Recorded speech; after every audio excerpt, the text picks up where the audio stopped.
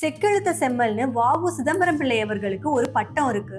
ஆனா அது அவர் பட்ட அவமானத்துக்கும் சிந்தின ரத்தத்துக்கும் கிடைச்சது. பிரிட்டிஷ்காரன் தூத்துக்குடியில நடத்தின கோரல் மில்லுல வேலை பார்த்த ஆயிரக்கணக்கான இந்தியர்களுக்கு மாசம் வெறும் 10 ரூபாய் சம்பளம் கொடுத்து வாரத்துல ஒரு நாள் கூட லீவு கொடுக்காம 16 மணி நேரம் வேலை வாங்கினான். ஆனா இதை எதிர்த்து ஒரு வார்த்தை கூட கேட்காம நம்ம மக்களும் அவங்க கிட்ட அடிமையா இருந்தாங்க. அப்போ வ.உ.சியோட குரல் மட்டும்தான் மேலோங்குச்சு.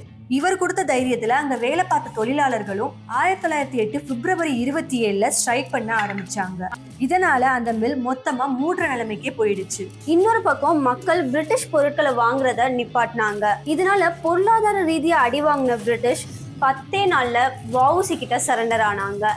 மார்ச் 7 சுதேசிமித்ர நியூஸ் பேப்பர்ல பிரிட்டிஷ் முதலாளித்துவம் சரணடைந்ததுன்னு ஹெட்லைன்ஸ்ல நியூஸ் வருது. மில்லுல வேலை பார்க்கறவங்களுக்கு 50% சம்பள உயர்வும் 12 மணி நேர வேலையும் சண்டே ஒரு நாள் லீவும் கொடுப்போன்னு ஒத்துக்கிட்டாங்க. 1908 மார்ச் 7 வ.உ.சியோட வழிக்கு வந்த பிரிட்டிஷ் கவர்மெண்ட் அதுல இருந்து 2 நாள்ல பொய்யா ஒரு தேச துரோக வழக்குல வ.உ.சியை அரெஸ்ட் பண்ணி 2 ஆயுள் தண்டனைன்னு 40 வருஷத்துக்கு கடுங்காவல் தண்டனை கொடுக்குது. ஆனா 40 வருஷம் அனுபவிக்க வேண்டிய கொடுமையை விட பிரிட்டிஷ்காரன் அவருக்கு 4 வருஷத்துல பண்ண டார்ச்சரால வ.உ.சியோட உடம்புல பாதி உயிர் மட்டும்தான் ஒட்டிட்டு இருந்துச்சு.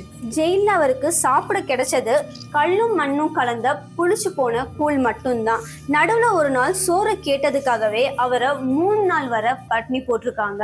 அவருக்கு மொட்டை அடிச்சு சாக்கு துணியில தான் சட்டை தச்சு கொடுத்துருக்காங்க. அத்தோட உச்சி வெயில்ல கால செருப்பு கூட இல்லாம மாடு காளைகளோட இவரையும் செக்குல கட்டி எண்ணெய் பிழிய வச்சிருக்காங்க. இது போக கல்லு உடைக்கிறது, சணல் கயிறை நார்ல இருந்து பிரிக்கிறதுன்னு ரொம்பவும் கஷ்டமான வேலையை பார்த்திருக்காரு. இதெல்லாம் போக கால்ல சங்கிலி கட்டி மாட்டடிக்கிற மாதிரி அடிச்சிருக்காங்க.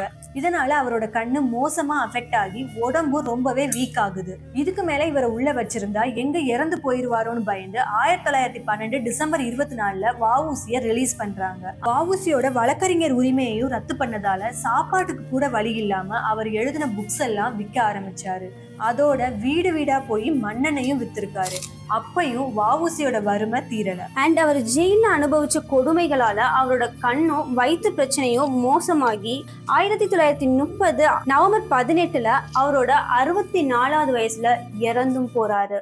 நிறைய பேர் அவரு வறுமையில இறந்தாருன்னு சொல்லுவாங்க.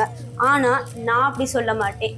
வறுமையே என்னை கொன்னாலும் ஒரு நாளும் பிரிட்டிஷ்காரனுக்கு பணிஞ்சு போக மாட்டேன்னு தனியாளா கெத்தா நின்னு இந்த உலகத்தை விட்டு போன the one man army V O. Chidambaram பிள்ளை.